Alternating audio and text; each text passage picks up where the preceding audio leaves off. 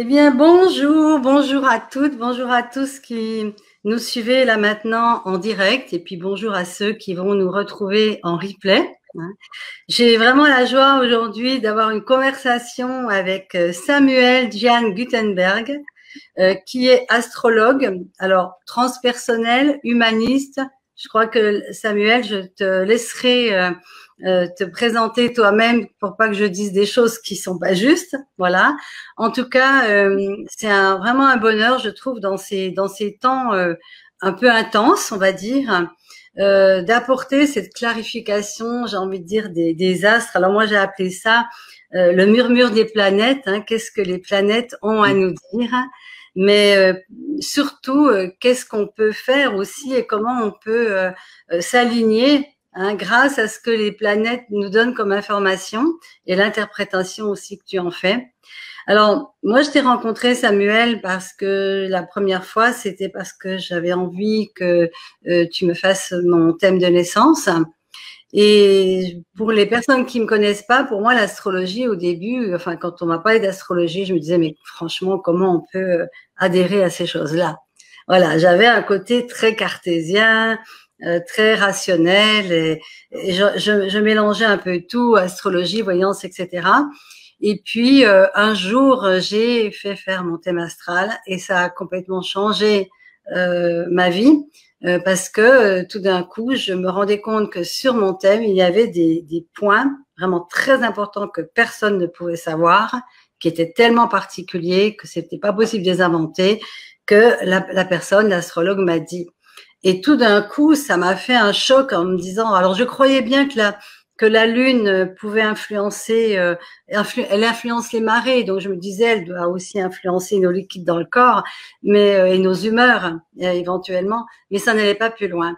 Et donc, c'est clair que j'ai envie de t'entendre toi, d'avoir ta propre version de ce qu'est l'astrologie, mais pour toi, et quel est ton cheminement? Parce que si j'ai bien compris, t'as pas commencé tout de suite avec l'astrologie. Alors, est-ce que tu peux, Samuel, te présenter et nous dire comment tu es arrivé dans la marmite astrologie? Ok. Eh bien, bonjour à tout le monde. Bonjour Mina. Ouais.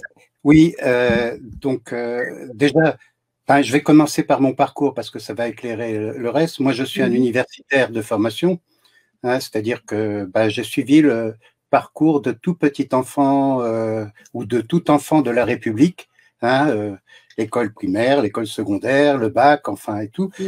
Et choisir un métier, je ne savais pas lequel choisir, mais comme j'étais intéressé à vouloir transformer le monde dès que je suis né, parce que je suis un Verseau, et un Uranien, donc c'est la planète des révolutionnaires, entre guillemets, bien que la révolution ne soit pas la transformation, mais je me suis engagé à mon époque dans des mouvements politiques pour changer le monde et tout. Puis j'étais un peu déçu par les gens qui voulaient aussi transformer le monde parce qu'ils faisaient des grandes théories sur ce que le monde de demain pourrait être, alors que je sentais en moi qu'on pouvait changer le monde tout de suite.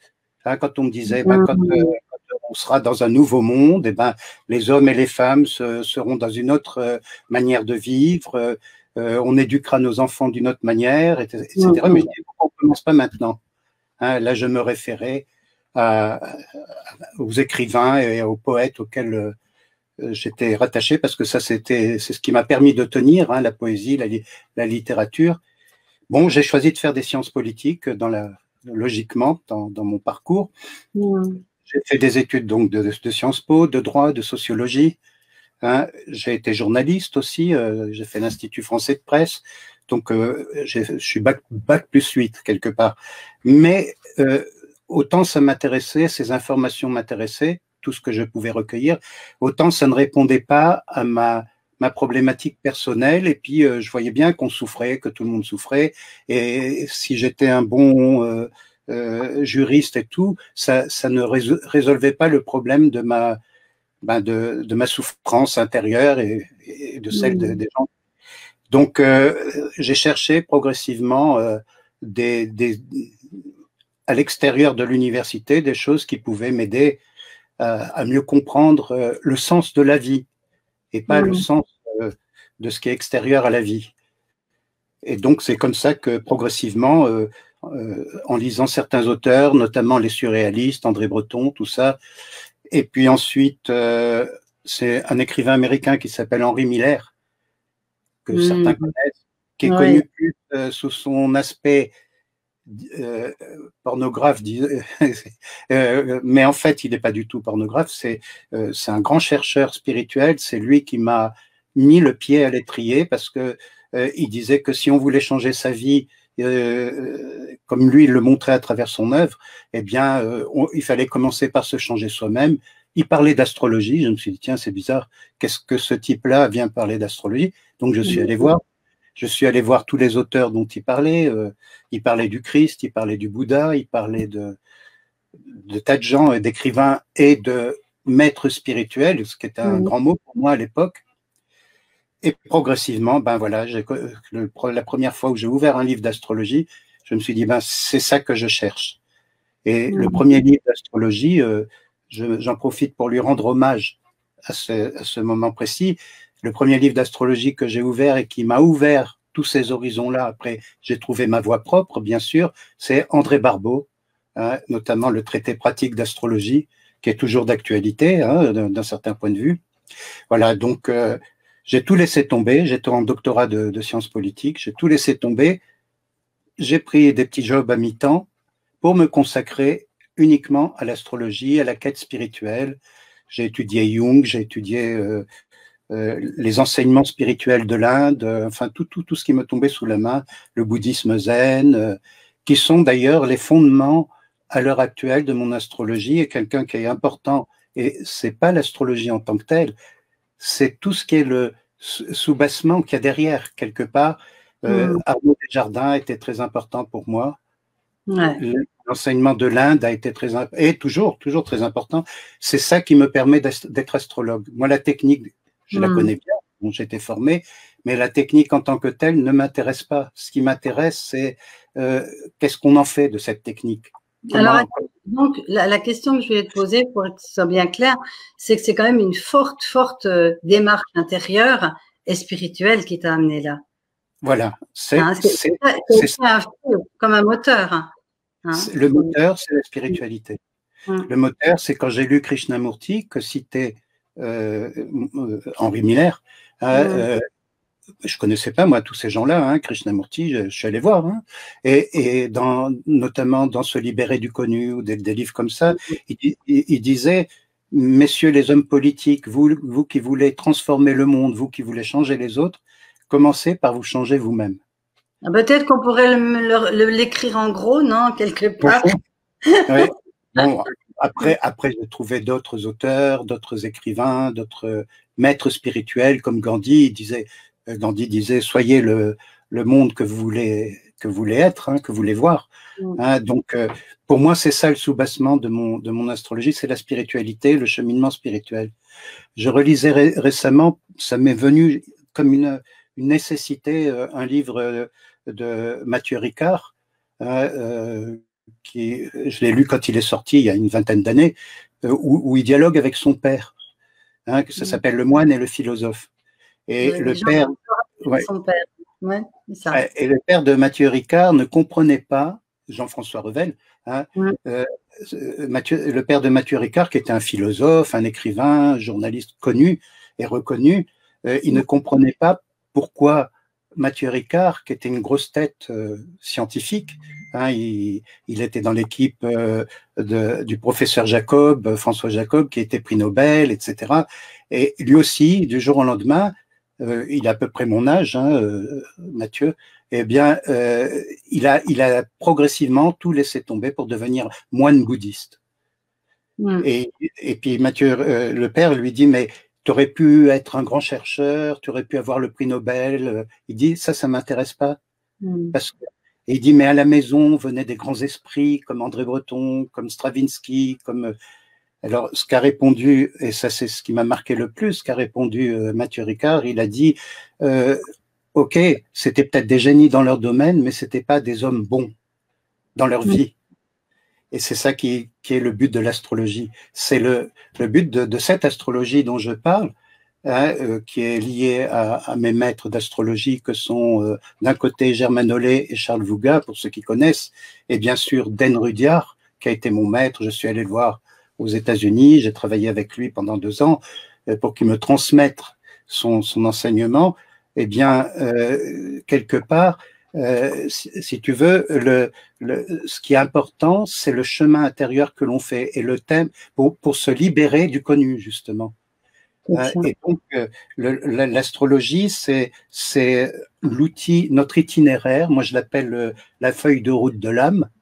Notre itinéraire pour nous libérer de notre ignorance, telle qu'on la voit dans le thème, c'est-à-dire nos pulsions, nos compulsivités, tout ce qu'on est au départ de la vie, qu'on est tous, hein, dans ce qu'on appelle le plan socio-culturel, et qui est conditionné effectivement par notre naissance, par notre karma, et comment se libérer de ça pour devenir un homme bon, comme dit le Dalai Lama, devenir un homme bon, c'est-à-dire faire en sorte que notre personnalité qui n'est pas intégrée, qui est multiple, puisse s'unifier, comme dirait Arnaud Desjardins, devenir un sans second, et se connecter avec notre moi essentiel. J'ai repris cette distinction entre le moi existentiel dont parlait Graf Durkheim, hein, le moi existentiel, c'est-à-dire ce moi multiple, pas intégré et tout ça, dont parle Jung aussi, et le moi essentiel, c'est-à-dire notre âme, notre moi profond, ce que les hindous appellent l'atman, ce qu'on peut appeler l'âme, ce que Jung appelle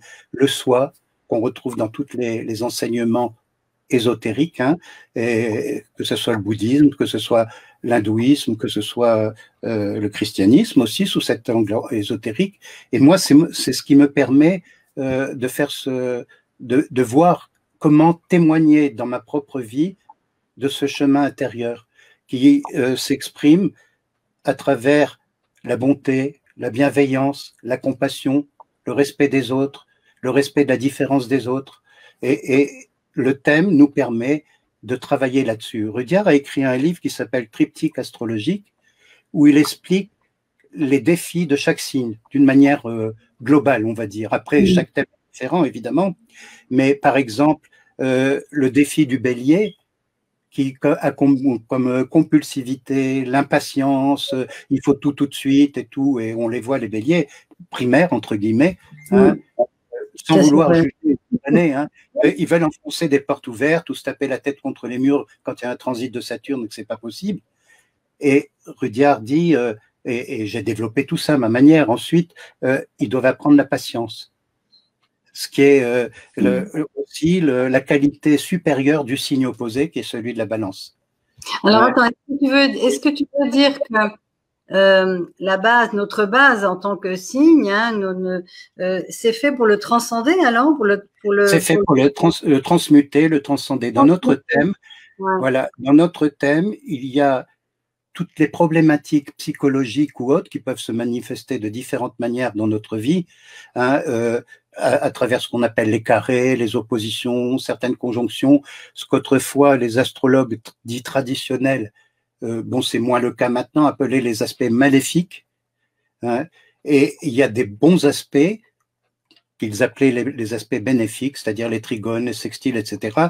Donc on avait en nous des potentialités, des acquis qui venaient, pour ceux qui y croient, d'autres vies, hein, qui étaient sinon c'était là au départ, hein, et puis il y a tout un travail à faire sur nous pour passer du plan socioculturel, s'individuer en tant qu'individu, devenir quelqu'un de conscient qui prend sa vie en main, qui se libère de ses contraintes, de ses passions et tout ça, qui sont contraignantes, quoi, quelque part, et puis pour aller sur le plan transpersonnel, justement, qui est le plan de l'âme, où notre être transcendant, transpersonnel, qui est au-delà de notre personnalité, hein, eh bien, peut s'exprimer. C'est pour ça que les états modifiés de conscience qu'on peut avoir à certains moments et qu'on peut décoder, parce qu'il y a tel et tel transit, tel et tel aspect dans le thème, à un moment donné, ce sont des états modifiés de conscience qui sont là pour nous faire prendre conscience, justement,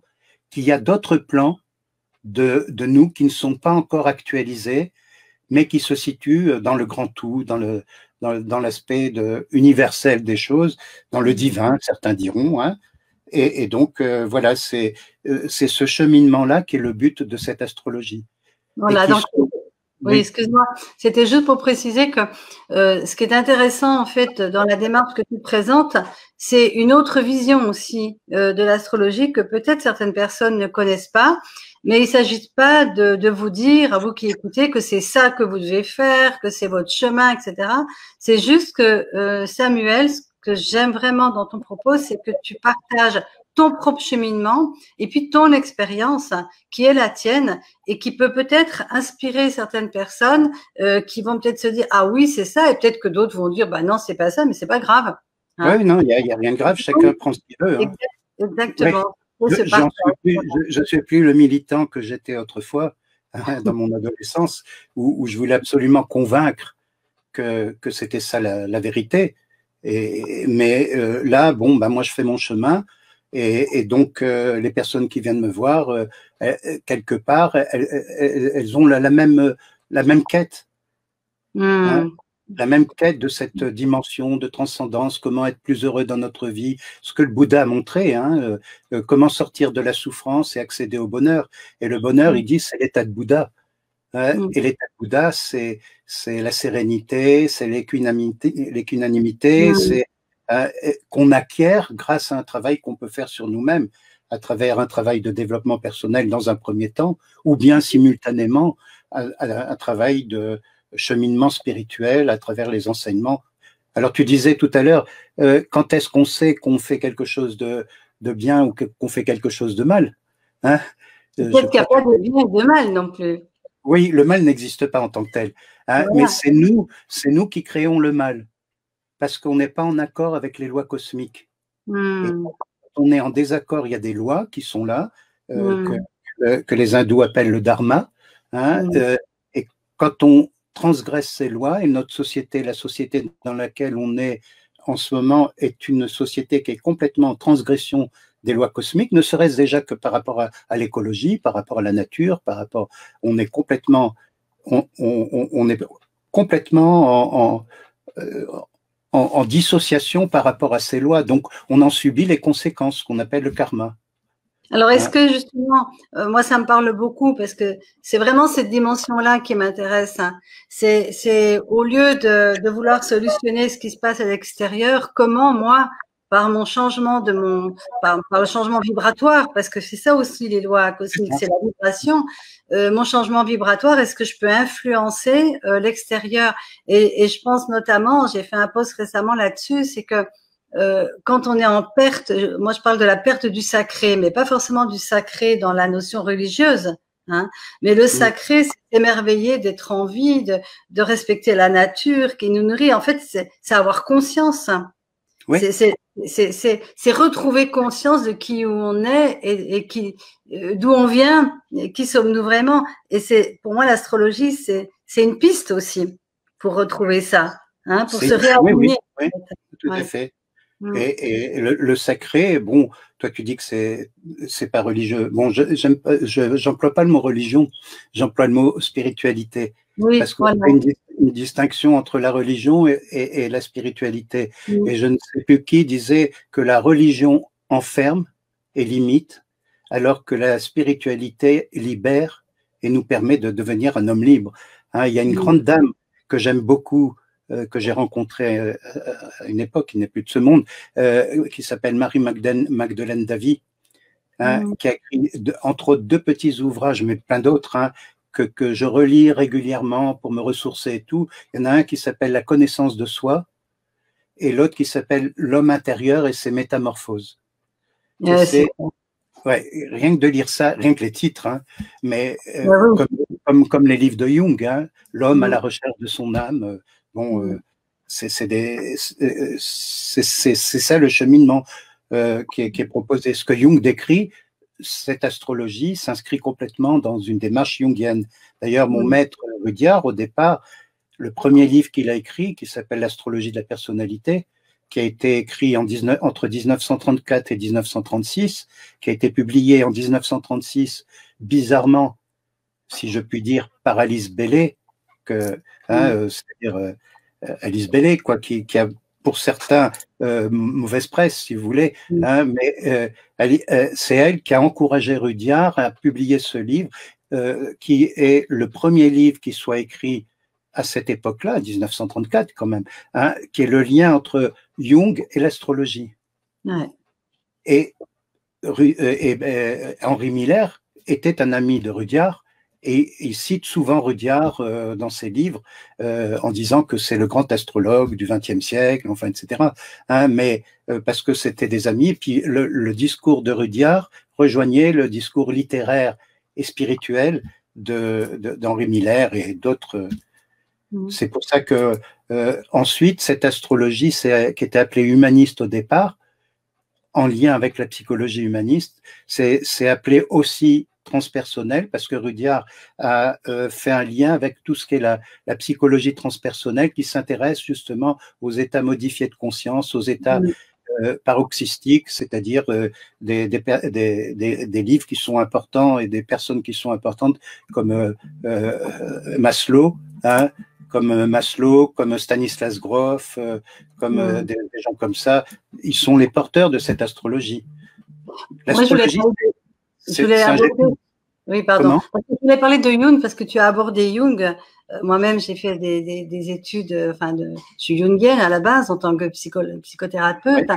Mais c'était incroyable de la part d'un psychanalyste d'oser comme ça aborder déjà la spiritualité, l'astrologie. C'était très mal vu dans le milieu psy-freudien. Moi, je me souviens. En France, ça l'est toujours. Ça l'est toujours. Oui, ouais. Ouais, en fac, moi, quand j'ai fait psycho, en fac, on ne parlait pas de Jung. Parler de Jung, c'était un blasphème. Bah, complètement. Et pourtant, qu'est-ce qu'il a apporté, oui. Et pourtant, oui. Alors moi, la question que j'ai, parce que tu sais, parfois dans l'astrologie, les gens, ils pensent à l'horoscope, ils pensent aux prévisions, etc. Et justement, j'ai deux questions là à ce sujet, mais à un moment donné, je t'ai demandé, et je vais te le redemander là, est-ce que justement au niveau de l'astrologie, donc de la connaissance de ce que les planètes peuvent signifier, les astrologues, par exemple, pouvaient pressentir qu'il allait avoir ce qui se passe en ce moment, ce bouleversement dans le monde, etc. Est-ce que c'est quelque chose que vous pouviez, disons, dire, pas forcément en détail, mais sentir que c'était une énergie qui était là? Ah oui, de toute façon, on sait très bien que… alors là, on rentre dans ce qu'on appelle l'astrologie mondiale. Hein, il y a une différence entre l'astrologie individuelle, qu'on appelle génétliaque habituellement, hein, le terme savant des astrologues, hein, c'est l'astrologie de la naissance, hein, et puis l'astrologie mondiale, qui est l'astrologie des civilisations, qui est l'astrologie des pays, etc. Donc, Rudyard a écrit un livre que je reprends par ailleurs dans mes cours et tout ça, qui s'appelle « L'histoire au rythme du cosmos ». Et ce qui se passe en ce moment, j'ai bien suivi ce que d'autres confrères peuvent dire, très bien d'ailleurs, hein, sur la fameuse conjonction Saturne-Pluton qui a lieu toujours en ce moment avec Jupiter et toutes ces planètes qui se concentrent en Capricorne. Hein, d'accord, c'est OK, mais c'est des cycles planétaires, mais il y a d'autres cycles. En fait, l'astrologie mondiale, c'est une grande roue cosmique, comme une horloge cosmique avec différents rouages, avec des rouages qui s'interpénètrent les uns les autres. Hein, et le plus grand rouage qu'on peut étudier là pour l'instant, c'est ce qu'on appelle la précession des équinoxes. Moi, je travaille beaucoup là-dessus. La précession des équinoxes, c'est le fait que tous les 2160 ans, exactement, on change d'ère cosmique. D'accord. Alors, la plupart des personnes intéressées le savent qu'on est en train de passer de l'ère des poissons à l'ère du Verseau. Hein, ça, tout le monde le pressent plus ou moins. Mais ce qui est intéressant, c'est que Rudyard a essayé de déterminer une date qui est la date de passage entre l'ère des poissons de 2160 ans, qui peut se diviser en 12 périodes, etc. Enfin, il y a toute une structure cyclique, hein, et le passage exact à l'ère des poissons, à l'ère du Verseau. Donc les énergies ne seront plus les mêmes. Rudyard a dit c'est en 2062. Donc on est très proche. 2062, c'est pas si loin que ça, hein, sur un cycle de 2160 ans. Mais ce qu'il faut savoir, c'est que une période donc on est à la fin de quelque chose, à la fin d'un monde. Puisqu'on est à la fin de l'ère des poissons, on est à la fin d'un monde et on est au début d'un monde nouveau qui est en train d'émerger progressivement. Et on dit habituellement que 1/10 d'un cycle est la période de transition entre deux ères, ou même dans un cycle individuel. Hein. Donc, ce qui nous fait qu'on serait rentré dans cette transition entre l'ère des poissons et l'ère du Verseau il y a 216 ans, quoi, aux alentours de 1840, 45, 48. Bon, là, les dates, on peut les retravailler, mais c'est au moment de la découverte de Neptune. Personnellement, quand j'ai fait des études, c'est d'ailleurs ça qui m'a amené aussi à l'astrologie, parce que j'ai fait Sciences Po, hein, et donc j'étudiais les civilisations. Je suis journaliste, enfin j'étais journaliste, hein, j'étais journaliste au Monde et tout ça. Enfin bon, eh bien cet aspect-là m'intéresse prodigieusement au départ, l'histoire de l'humanité. Hein, et donc personnellement, je pense que le début de cette transition a commencé dans les années 1760, au moment de la découverte d'Uranus. Mais ça dure vraiment plus longtemps qu'on imaginait. Hein. Ah oui, mais quand on suit le mouvement avec les différentes étapes, découverte d'Uranus 1780 et quelques, hein, découverte de Neptune 1840, 45, 48, hein, découverte de Pluton 1930, on voit que les événements qui se produisaient à ce moment-là correspondent aux énergies de ces planètes, en bien comme en mal. Hein. Non pas que les planètes aient une influence sur nous, elles n'ont aucune influence, en dehors peut-être de la Lune et du Soleil à un niveau premier, mais comment Pluton, qui est à des milliards d'années-lumière de nous, peut-il nous influencer? Il ne nous influence pas, c'est une grille de lecture symbolique qui nous a été donnée, et ce que Jung appelle la synchronicité. Hein, et donc, quand on regarde, on voit que progressivement, les valeurs du Verseau, qui sont liées à Uranus, se sont développées. Liberté, égalité, fraternité. Je ne sais pas si ça te dit quelque chose, ça. C'est Verseau. Et elles ne sont pas encore actualisées vraiment. Liberté, surtout en ce moment, est-ce qu'on est libre, hein? Égalité, fraternité, quand on voit ce qu'on fait place de la République à ces pauvres gens qui sont sans défense et tout ça. Bon, je prends parti en disant ça, mais pour moi, ce sont des frères d'âme. Hein, et donc, la différence de l'autre nous renvoie à notre identité. Donc, profonde. D'ailleurs, quand on est fermé sur soi-même et dans les contraintes de Saturne et qu'on ne s'ouvre pas à l'autre, dans l'amour et la compassion, on est, entre guillemets, réactionnaire. C'est-à-dire tout ce qui n'est pas comme nous, eh ben, on le rejette, on le refuse. C'est même, on a peur, quoi. Alors que quand on s'ouvre à la différence de l'autre, que ce soit la couleur de la peau, même le lien entre l'homme et la femme, tant que la femme n'aura pas trouvé sa juste place, qui est l'égale de l'homme, mais en tant que femme, et l'homme en tant que vrai homme, pas en tant que phallocrate et tout ça, eh bien, le monde, il peut pas, ça c'est l'ère du Verseau.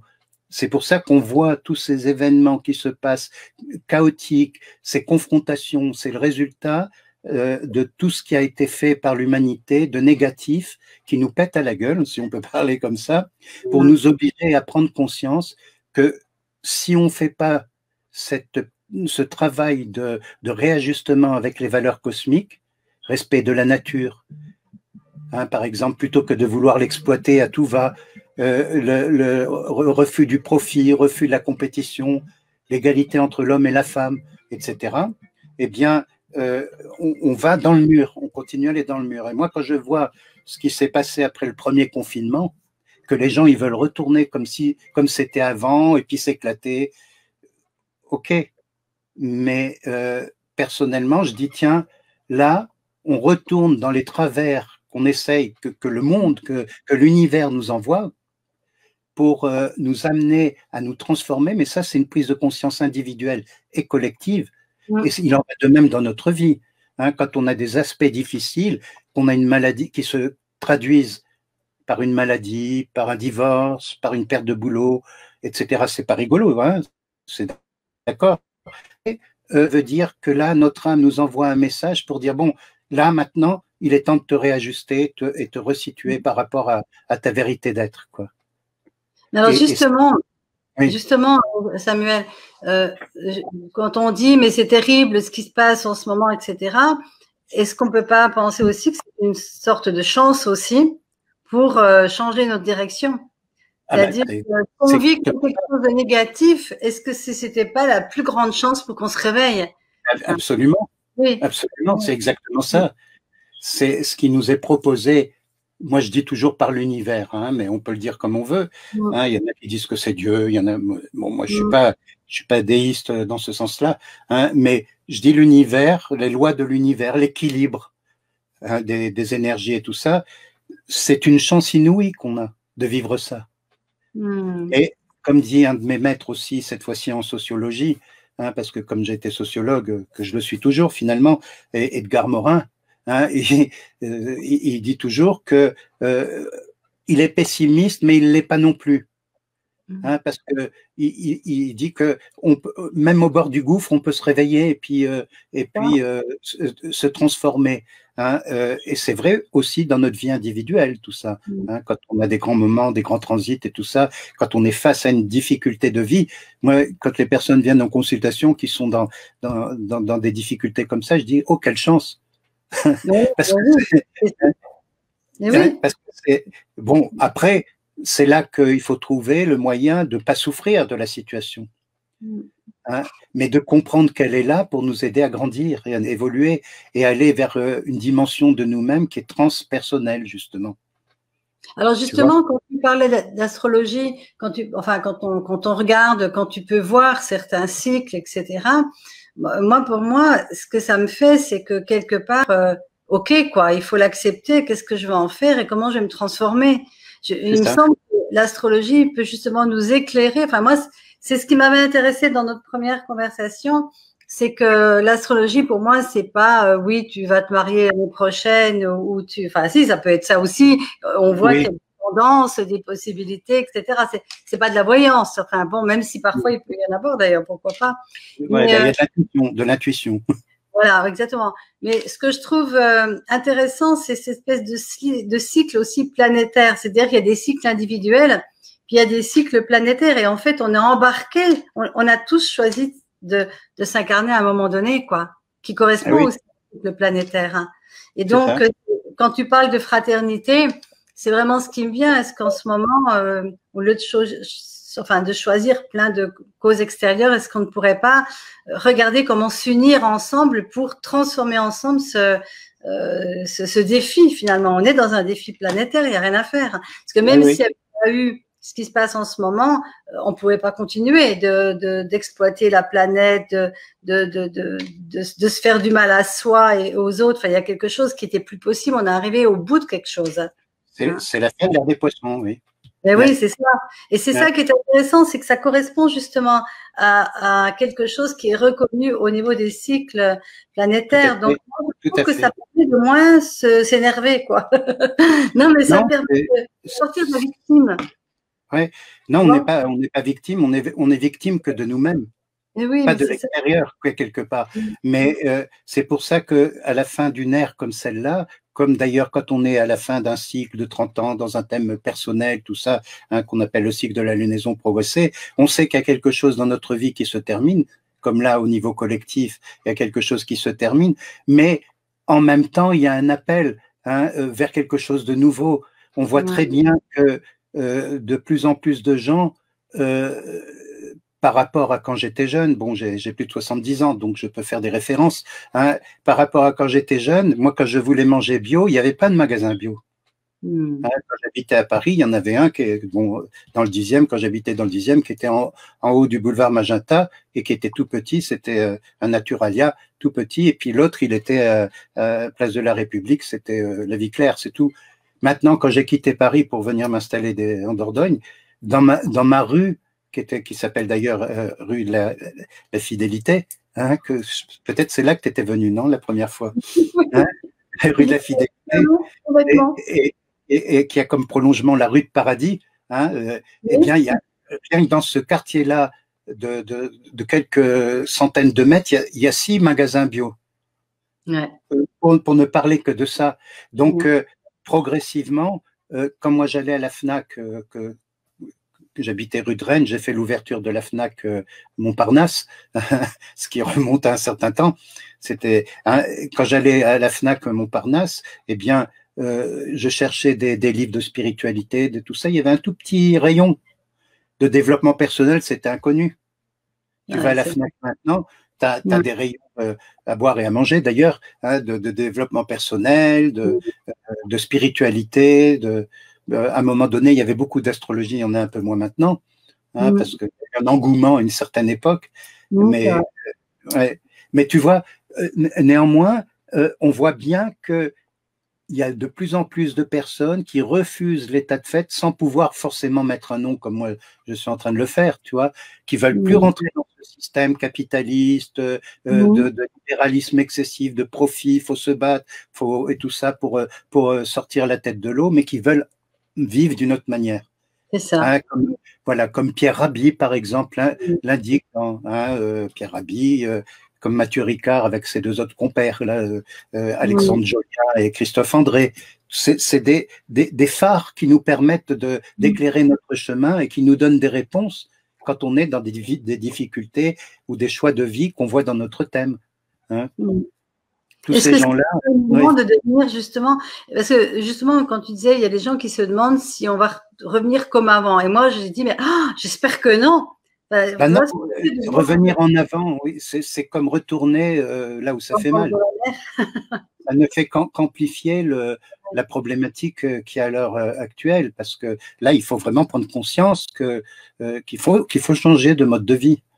Hein, et retrouver des modes de vie, non pas dans la forme, bien sûr, mais des modes de vie dont on retrouve l'essence dans les enseignements comme le bouddhisme, comme l'hindouisme, comme le christianisme primitif, comme on dit, hein, ou comme dans la Kabbale, ou moi je travaille un peu sur toutes ces différentes approches, hein, et donc c'est ça que j'essaye d'intégrer pour éclairer le chemin dans mon astrologie, quoi. Mais est-ce qu'on pourrait imaginer aussi de nouveaux chemins qui n'ont jamais existé? Des nouvelles, si tu veux, des nouveaux enseignements, des nouvelles prises de conscience dont on n'a encore jamais parlé. On rentre vraiment dans un inconnu. Et dans cet inconnu, il y a certainement des possibilités qui n'ont jamais encore été vues. Bien sûr, il y a d'autres, mais des formes nouvelles, il y en aura toujours. Ouais.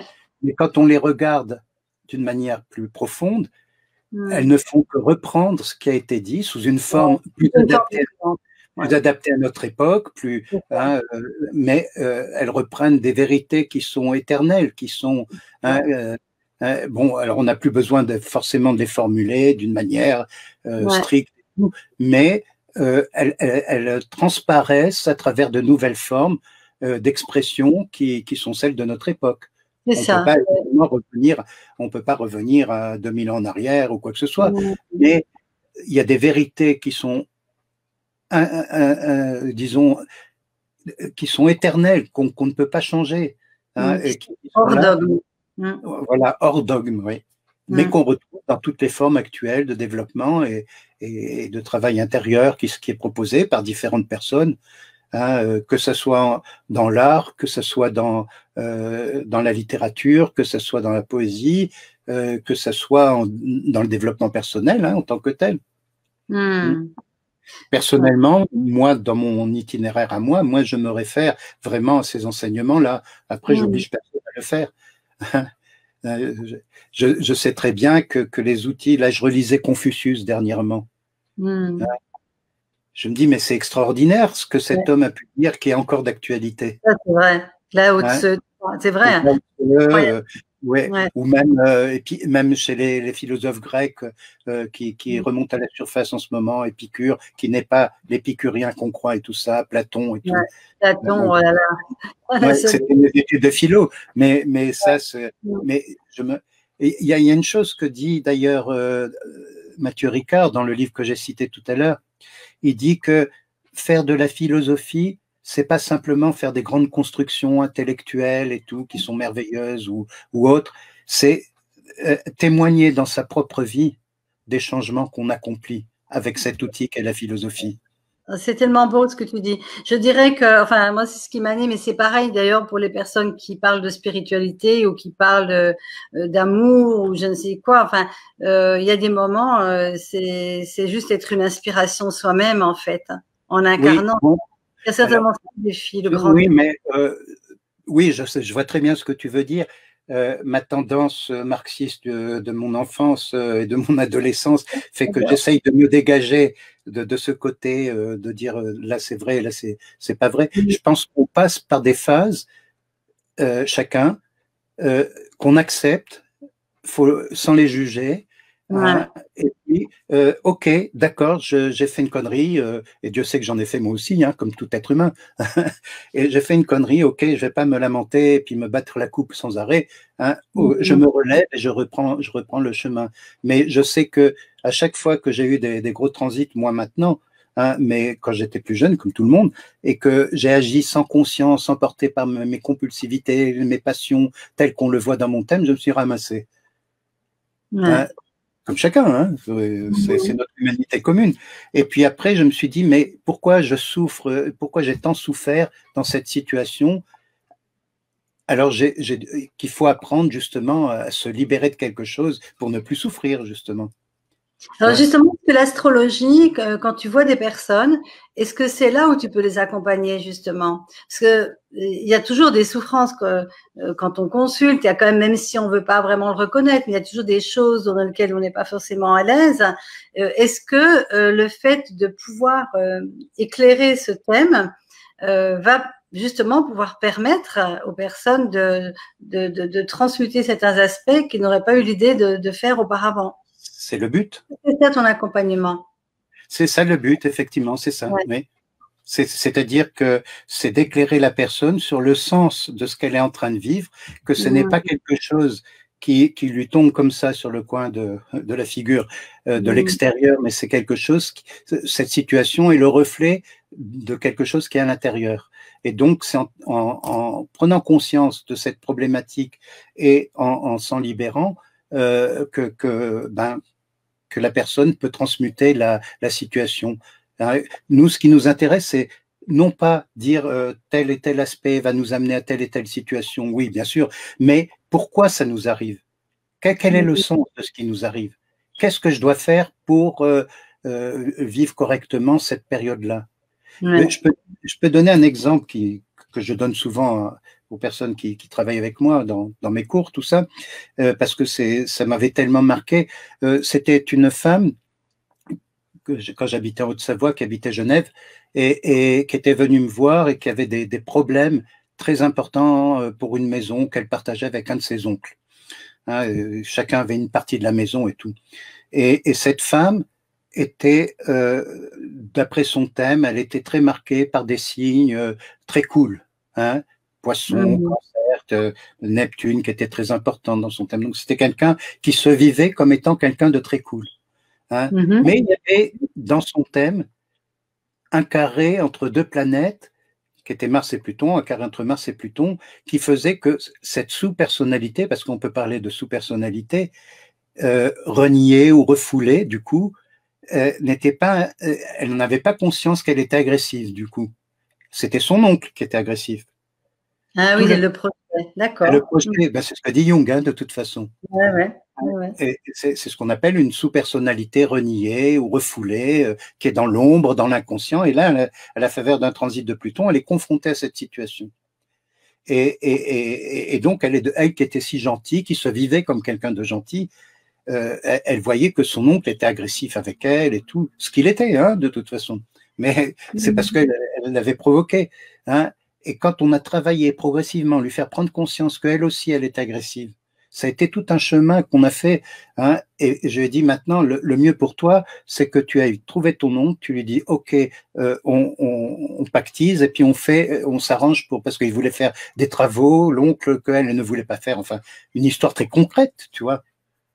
Et quelque temps plus tard, elle m'a appelé, elle m'a dit, je suis allé voir mon oncle, comme tu me l'as conseillé, et finalement, tout s'est arrangé, il va nous prêter un appartement pendant le temps des travaux, enfin bon, tout s'est… Ah ouais. Tu vois, et ça, c'est l'astrologie qui permet de… Bon, l'astrologie, il y a d'autres outils, hein, je ne dis pas que c'est le seul. Pour moi, c'est mon outil, hein, mais il y a d'autres outils. Je fais les tarots, je fais la numérologie, je tire le hiking, tout ça. Avec ma femme, on fait plein de trucs, des oracles, des choses comme ça. Mais mon outil principal, c'est l'astrologie, qui est sous-tendue par toute cette philosophie de vie dont on est en train de parler. C'est pas simplement la technique. Hein. Ouais, c'est ça. C'est un support. En fait, c'est un support. Je dis aussi souvent que pour moi, le thème natal, c'est ma boule cristal, ma boule de cristal, quoi. Si tu m'enlèves le thème, bon, je sais reconnaître chez les gens, j'ai appris au fil du temps, tu vois, au bout de 50 ans d'astrologie, j'ai appris à percevoir les gens, à ressentir les gens, on les ressent à un moment donné. Mais si j'ai pas le thème, je suis pas aussi performant que si j'ai le thème sous les yeux, quoi. C'est ça, c'est un support qui inspire. En fait, je me rends compte que tu as parlé des oracles, les tarots, il y a des boules de cristal, mais c'est un support pour tout d'un coup qui émerge une clairvoyance. Ouais. C'est un support et je me rends compte que plus moi je fais ce chemin d'intégration dans ma propre vie, hein, plus je suis mieux à même d'accompagner en toute humilité, hein, bien sûr, parce que si je me mettais en avant, du coup, tout ça, ça tombe à l'eau, quoi. Hein. Donc, d'accompagner les personnes qui viennent en consultation, de leur trouver la solution qui est la plus en accord avec leur moi profond. Et parfois, tu vois, il y a des personnes qui ont des transits le même, bon, dans leur histoire personnelle, et on va dire une chose à l'un qui sont contraires à l'autre. C'est ça. Parce que c'est pas le même travail qu'ils ont à faire. Et oui, c'est pourquoi des fois cette généralisation qu'on peut voir par rapport au thème, hein, quand on voit le thème de naissance et puis on voit tous ces ronds et quand on n'y connaît rien, voilà, et on peut avoir des interprétations vachement différentes en fait, en fonction de là où la personne met le regard et en fonction de là où elle en est. C'est exactement. Exactement. C'est l'astrologie. Moi, quand j'ai commencé l'astrologie professionnellement, j'ai commencé à étudier à l'âge de 22 ans. Donc, ça va faire bientôt 50 ans. Ça fait 50 ans, en fait, ouais, pile. Hein, et j'ai commencé à être professionnel à l'âge de 30 ans. Hein, et quand je vois maintenant, je me disais, mais j'étais un petit con quand même. À 30 ans, j'avais pas d'expérience vraiment de la vie et tout, mais j'avais cette connaissance en moi qui faisait que je trouvais les réponses. Mais maintenant, avec le recul, je me dis, ouais, bon, d'accord, j'étais un peu jeune quand même. Mais parce qu'à 30 ans, on se croit tout permis finalement. Hein. Et comme disait Arnaud Desjardins, quand on est en sixième, on est en sixième, on n'est pas en terminale, bien qu'on veuille être déjà en terminale, quoi. C'est vrai. Mais bon, ouais. Et puis il y a aussi ce que disait Ananda Mohi par rapport à tout ça, c'est que on dit à l'heure actuelle, oui, mais tout ça est déjà là. L'état de Bouddha, tout ça, oui, c'est déjà là, c'est en nous. Il suffit d'enlever le voile de l'ignorance, hein, avidya, comme disent les hindous, hein, le voile de l'ignorance pour retrouver notre état de perfection que nous sommes dès le départ et qui est en nous. C'est ça. Ah oui, c'est exactement ça. C'est ça. Mais justement, est-ce qu'on est prêt à le retirer, ce voile de l'ignorance? Moi, j'ai une question indiscrète. Est-ce que tu as des hommes politiques qui sont venus te consulter? J'ai eu quelques hommes politiques, oui. Ça serait magnifique, ça aussi. Parce que dans les temps anciens, quand même, même à la naissance, quoi, hein, chez les Égyptiens et les Grecs, on voyait le thème de naissance. Mais je trouve que ça pourrait être un outil, enfin la façon dont tu le présentes, hein, mais ça pourrait être un outil extraordinaire de remise en cause, de changer de direction aussi. Absolument, absolument. Mais ça me semble. Bon, moi, je ne vais pas dire le contraire, hein, mais c'est vrai que les hommes politiques, ils sont pas à la hauteur, quoi, parce que ils n'ont pas fait le travail de connaissance de soi qui fait qu'un homme politique est un homme bon. Ils sont motivés par leur pulsion, leur passion, leur ego, quoi. Hein, Et donc, ils nous embarquent dans leur histoire à eux, quelque part, plutôt que de servir vraiment l'intérêt collectif, quoi. Oui, mais aussi, est-ce qu'ils ne sont pas le reflet aussi d'une population qui n'a pas non plus fait de chemin intérieur et qui va voter pour des personnes, parce que quand même, ces électeurs-là, on a voté pour eux. Hein. Tu as parfaitement raison. Est-ce que c'est le moment, et c'est vraiment à ça que je pense tout le temps, est-ce que ce serait le moment que de nouvelles personnes, peut-être plus conscientes, pas dans le sens d'être supérieures, hein, mais osent s'aventurer dans peut-être de s'exposer par rapport à une nouvelle façon de vivre. Je sais qu'il y en a déjà finalement qui le font. Hein. Il y en a, oui, j'en connais, bien sûr, il ne faut pas tout rejeter non plus. Hein. À nous, je veux dire, si on attend le sauveur, on est mal barré, quoi. Moi, ouais. En France, aux États-Unis, tous ceux qui votent Macron, tout ça, enfin Macron en France, ou bien Trump aux États-Unis, quand on voit les personnes qui votent Trump et tout ça, on se dit bon, là encore, ça veut dire que je prends parti en disant ça. Hein. Évidemment, quand Obama a été élu, bon, peut-être qu'il n'a pas fait tout ce qu'on attendait de lui, mais pour moi, c'était extraordinaire, quoi, qu'un homme noir arrive à la présidence des États-Unis. Je trouve ça extraordinaire, hein, compte tenu du contexte et tout ça, que la colistière de Biden, hein, qui est la mère était indienne d'Inde, le père était jamaïcain, donc c'est une métisse. Hein, elle est black aussi, et elle est mariée avec un juif en plus. Hein, donc, je dis ça, mais c'est extraordinaire. Il y a quelque chose de, il y a de l'espoir là-dedans quelque part. Mais là, c'est vrai que là, ça veut dire que je prends parti, quoi. Hein. Et en même temps, encore une fois, ça c'est ma grosse question, c'est que parfois ce qui paraît le pire peut cacher aussi d'autres possibilités.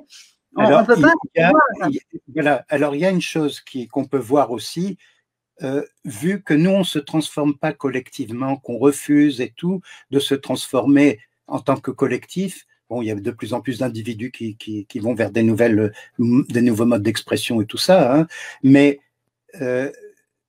là-haut, je vais dire comme ça, là-haut, ils nous envoient le pire pour nous obliger à aller au chaos le plus complet, pour pète d'un seul coup, parce que c'est ce qui peut se passer à la fin d'une ère cosmique comme celle qu'on est en train de vivre. Et ça, c'est la politique de la terre brûlée, quoi. Et c'est ce qui nous arrive aussi individuellement. C'est ce on peut appliquer. Et puis que ça nous oblige à descendre plus profond de nous-mêmes, quoi, pour remonter. Ouais. Quand il y a des transits de Pluton dans notre thème, par exemple, ou des progressions, pour parler français, on en prend plein la gueule au début, mais après, on se dit, ah bon, on devrait se dire, ah ben, pourquoi ça m'arrive? Qu'est-ce que j'ai à transformer? Quelle est la lumière vers laquelle je dois aller? Et c'est là que l'astrologue intervient, quoi. Et justement, est-ce que on peut rebondir justement sur un message d'espoir par rapport à tout ce qui se passe? Parce que je crois quand même que beaucoup de gens touchent une forme de désespoir parce qu'ils ne voient pas la possibilité d'autre chose.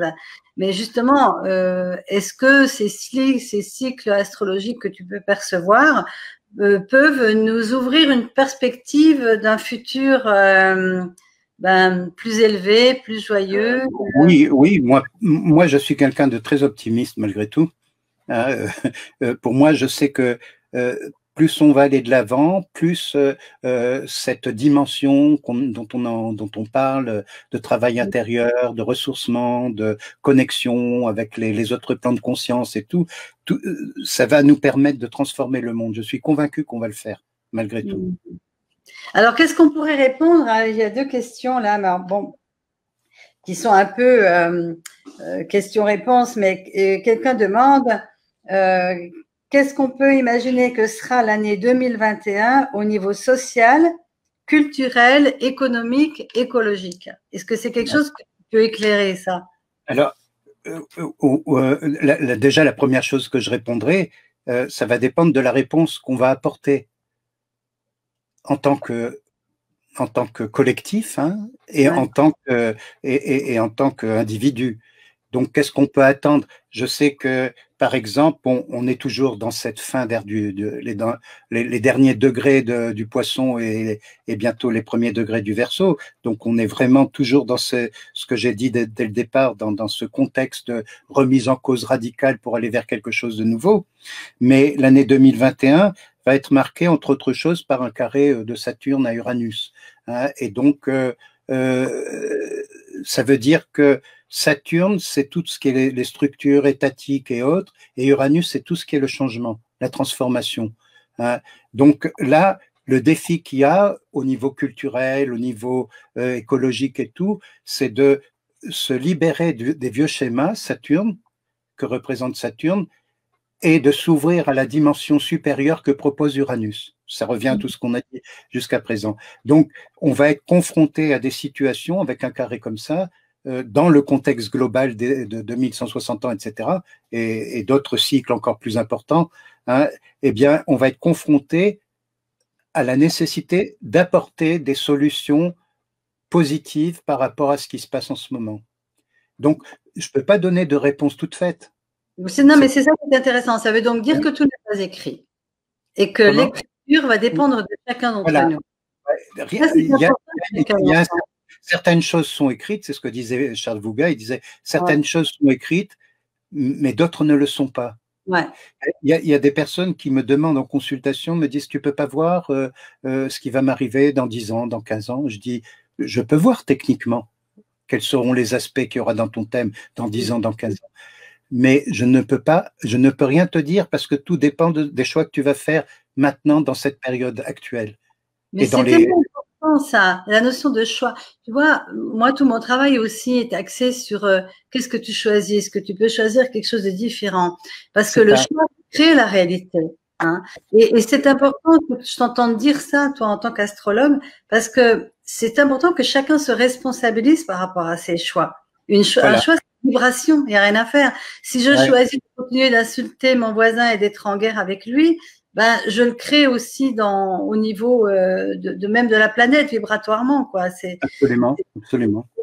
Et ça, c'est tellement précieux, tu vois, cette partie-là. Et la deuxième question que j'avais, mais c'est un peu du même ordre, j'ai l'impression. Alors, est-ce que les planètes peuvent nous dire si socialement nous allons retrouver une vie normale? Alors moi, c'est déjà vie normale. Je me dis, c'est quoi la vie normale? Vie normale. Est-ce que 2020, la deuxième, c'est est-ce que 2020 aura contribué à faire augmenter le niveau de conscience du monde? J'espère. Je peux pas dire. J'espère. On a quand même l'impression, hein, par rapport à tout ce qui est en train de bouger en ce moment, parce que on peut voir tout le côté noir, mais encore je trouve qu'il y a aussi des gens qui ont des créations incroyables, des prises de conscience. Enfin, c'est magnifique en même temps. Ah oui, non, mais dans le premier confinement, il y a eu des actes de solidarité extraordinaires qui n'existaient pas avant entre les gens. Tout d'un coup, la bonté humaine, dans certaines circonstances, hein, parce qu'il y a eu des gros trucs aussi dans l'autre sens, mais moi, ça m'émeut toujours hein, de voir les hommes quand ils fraternisent. Enfin, quand je dis les hommes, c'est les hommes et les femmes, les êtres humains. Hein. Quand ils fraternisent, quand ils s'entraident, quand ils s'apportent du positif, quand tu te rappelles quand les théâtreux, là, ceux qui font du théâtre, ils allaient en bas des cours d'immeubles pour les gens qui étaient confinés, c'était merveilleux ça. Hein, c'est ça, c'est des réponses. Ouais. Ça, c'est ceux aussi qui s'engagent à payer les PV de ceux qui ne peuvent pas. Enfin, non, mais c'est vrai qu'il y a des initiatives des fois qui sont drôles, mais qui sont très émouvantes aussi, parce que je trouve que ça oblige en ce moment à sortir du moi. C'est ça. C'est un des buts aussi un des buts de ce qui se passe en ce moment, effectivement. Mais est-ce que justement l'ère du Verseau n'a pas cette… moi j'ai toujours entendu dire, je ne suis pas astrologue, mais que l'ère du Verseau c'était vraiment le moment de la fraternité, le moment… voilà, c'est des termes qui sont reliés au signe du Verseau. Égalité, fraternité, liberté, c'est des signes typiquement Verseau, et les personnes qui sont très marquées par la planète du Verseau, Uranus et par le Verseau, sont des gens qui sont suivant le degré de conscience où il se trouve, porteur de cet aspect-là. Hein. Et il y a différents niveaux de conscience. On peut interpréter un thème à différents niveaux. Une personne qui vient me voir maintenant et puis que je revois dans 2 ans, qui a fait un travail sur elle-même, j'interpréterai plus au même niveau. Ouais, c'est ça. Elle aura cheminé. Ouais, ça, c'est intéressant. Ouais. Ça veut donc dire que ton thème de naissance, parce que un thème de naissance, si on va l'entendre à un moment clé, 10 ans ou 15 ans plus tard, il voudra pas dire la même chose en fait. Enfin, je veux dire, on va pas nous dire la même chose. On ne dira pas la même chose si la personne a évolué. Si elle est restée statique, ben, on peut dire la même chose. Oui, c'est ça. Ça voudrait dire que on arrive avec un thème de naissance. Si on ne fait aucun cheminement sur soi-même, la connaissance de soi, ben ça, on pourrait dire que notre vie elle est programmée comme on est venu et ça sera limité. Et que si on commence à introspecter la connaissance de soi, etc., à un moment donné, on sort de ce thème de naissance. Alors, oui, c'est pas qu'on en sort, c'est qu'on le vit à un autre niveau. Oui. Pour pouvoir en sortir définitivement, il faut devenir un être éveillé, complètement éveillé, un sage qui n'est plus soumis au haut et au bas de l'incarnation. Comme sont les sages, hein, comme sont les grands maîtres yogis, comme sont les sages. Eux, ils sont au-delà de tout ça. Ils ont réalisé l'état de Bouddha, ils ont réalisé la vérité l'ultime vérité, l'ultime réalité, et ils sont plus soumis aux contraintes aux contraintes terrestres en tant que telles. Ça ne veut pas dire qu'ils vivent pas dedans, ils vivent dedans, hein, mais ils le vivent plus de la même manière que nous on peut le vivre. Hein, et tu regardes des événements que tu as vécu quand tu avais 20 ans, hein, où on était tout jeune et tout, et c'est bien de les vivre à ce moment-là, et des événements identiques, entre guillemets, qu'on vit maintenant 60 ans plus tard, ou 50 ans plus tard, on les vit plus du tout de la même manière. C'est vrai. Hein, il y a une notion de recul, je dirais. En principe, c'est ce que nous on appelle en astrologie humaniste le facteur âge. Il y a des âges de la vie, des cycles de vie, hein, notamment 3 cycles de 28 ans qui se divisent chacun en 4 périodes de 7 ans, etc. Et on ne va pas interpréter le thème d'une personne qui n'a pas encore eu le retour de Saturne à 29 ans et demi de la même manière qu'une personne qui l'a déjà eu, hein, etc. Enfin, il y a des tas de il y a des âges de la vie qui correspondent de la même manière qu'il y a des cycles planétaires, il y a des cycles de la vie qui nous sont communs à nous tous, hein, et qui correspondent d'ailleurs à des phases de cycle. Quand on fait de l'astrologie, on voit que ça correspond, hein, mais chaque âge de la vie a son sens, quoi. C'est ça. Ouais. Alors là, Rudolf Steiner a écrit là-dessus, sur les âges de la vie. Il y a des tas de choses intéressantes que j'ai intégrées, moi, dans mon travail, évidemment. Ouais. Alors justement, ton travail, comment est-ce que les personnes qui vont avoir un élan d'enthousiasme de t'entendre, et je suis sûre qu'ils vont être nombreux, peuvent suivre ou un enseignement ou une consultation avec toi? De toute façon, on le notera, hein, sous la vidéo si les gens veulent te contacter, mais qu'est-ce que tu peux nous dire de ce que tu fais là donc en ce moment? Alors, bon, les consultations, ça j'en fais, il suffit de prendre contact avec moi pour prendre un rendez-vous, hein, et, bon, par Skype, hein, ou par Zoom, hein, puisque c'est… Donc c'est toujours en ligne, hein, c'est toujours en ligne. Oui, toujours en ligne, oui, toujours en ligne, et j'ai besoin d'avoir la personne en face de moi, ou bien ne serait-ce que par téléphone de l'entendre, quoi. Mais bien que j'ai fait très souvent des thèmes comme ça pour des personnes qui n'étaient pas présentes, mais j'aime pas trop faire ça. Hein. J'ai besoin du contact, quel qu'il soit. Hein. Mais je peux faire aussi des thèmes comme ça à distance, hein. Puis après, ensuite envoyer l'enregistrement à la personne, quoi. Mais donc une consultation, c'est aussi un enregistrement, un entretien comme on a fait. Je l'enregistre et j'envoie l'enregistrement par Internet. Et puis la personne peut éventuellement me poser des questions, 1 ou 2 questions complémentaires si nécessaire, pour éclairer le propos qu'on a eu pendant l'entretien.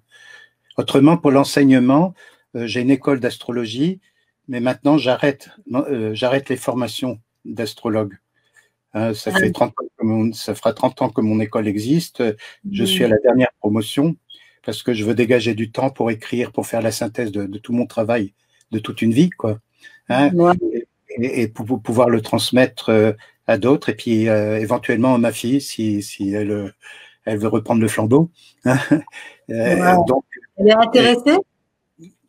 Oui et non. Pour l'instant, elle vit sa vie, quoi. Hein, et je la laisse vivre sa vie. On verra bien. Bon, elle sait que quand elle le voudra, je lui transmettrai le flambeau ou pas. Hein, c'est pas obligé non plus. Hein. Mais donc ça c'est important. Et puis donc bon, je donnerai plus de cours comme je fais d'enseignement qui sont très intenses et tout. Je termine avec la promotion qui est en cours. Je continuerai à donner des séminaires, mais ponctuels, plus dans le cadre d'une formation. D'accord. C'est en train de se préciser tout ça. Alors pour certaines personnes qui voudraient intégrer le groupe actuel, qui est déjà quand même en 3e année, mais sous certaines conditions, ça sera la dernière promotion. On peut étudier la question, quoi. D'accord.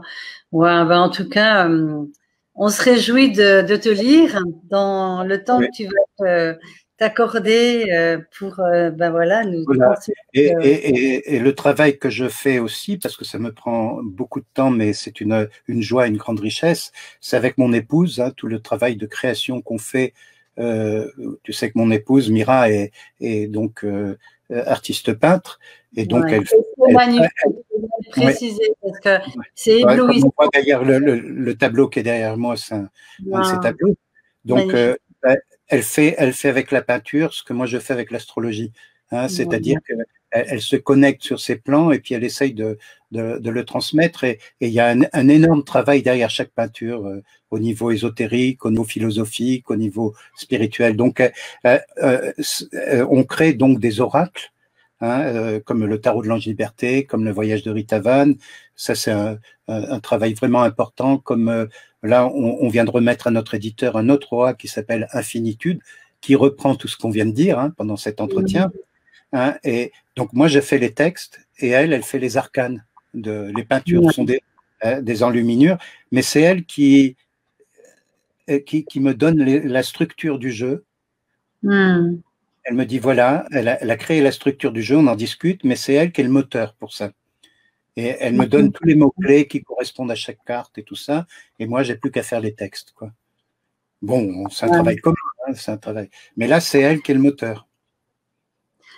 Ouais, moi, j'encourage tout le monde à chercher Mira sur les réseaux. Que j'y suis allée, j'ai regardé. Bon, ça fait longtemps aussi que je la connais, et enfin je la connais à travers donc ce que j'ai pu voir, et c'est tellement incroyablement nourrissant, vibrant. C'est waouh.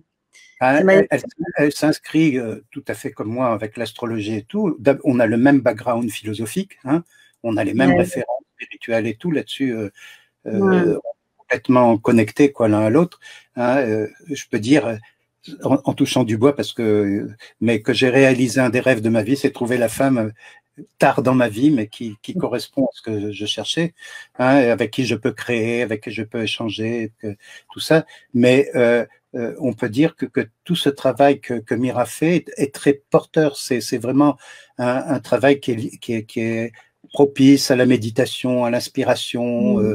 Je sais qu'elle apporte beaucoup de joie et beaucoup de bonheur aux personnes qui aiment sa peinture, évidemment, ses peintures, et certains, on reçoit des messages, évidemment, certains nous ont dit aussi que ces peintures étaient non seulement relaxantes et tout, qu'elles permettaient de se connecter avec d'autres plans de conscience, mais surtout qu'elles étaient guérissantes. Beaucoup de thérapeutes prennent ces peintures comme on met des musiques qui vont avec, tout ça, enfin bon. Moi, j'ai envie de dire que là, tu es en train de faire rêver plein de gens, hein, parce que la façon dont tu parles de ton couple, ça va donner de l'espoir. Hein. Tu dis, même tardivement, on peut rencontrer la compagne.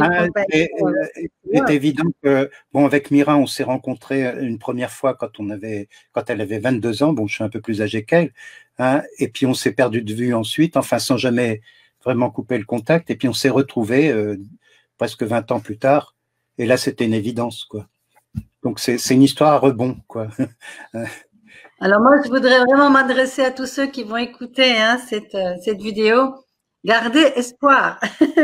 Samuel nous montre que c'est possible, que nos vibrations rencontrent des vibrations compatibles. C'est possible, c'est possible, mais c'est vrai que je me rends compte que si j'avais pas tiré les leçons des expériences que j'ai vécues avec les femmes précédentes, si je puis dire, parce qu'on vit plusieurs vies dans une seule vie en ce moment. Super, oui.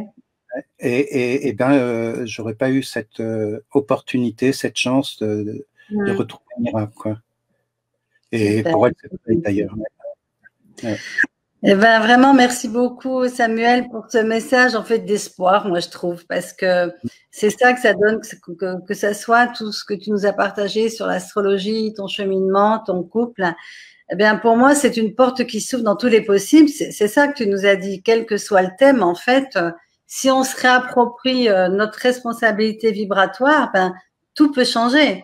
Tout peut changer, comme on dit, à cœur vaillant. Hein, on dit à cœur vaillant, rien d'impossible. Ouais, c'est beau ça. C'est sur cette phrase, je crois qu'on va terminer cet entretien. Moi, je me suis régalée. Vraiment. Je me sens nourrie. Hein, je suis plus la même à la fin qu'au début.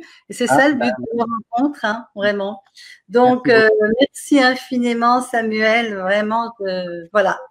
J'ai une profonde gratitude.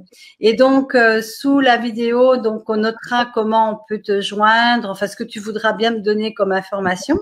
Hein. D'accord. Et puis, à vous toutes et à vous tous qui nous avez écoutés, voyez que…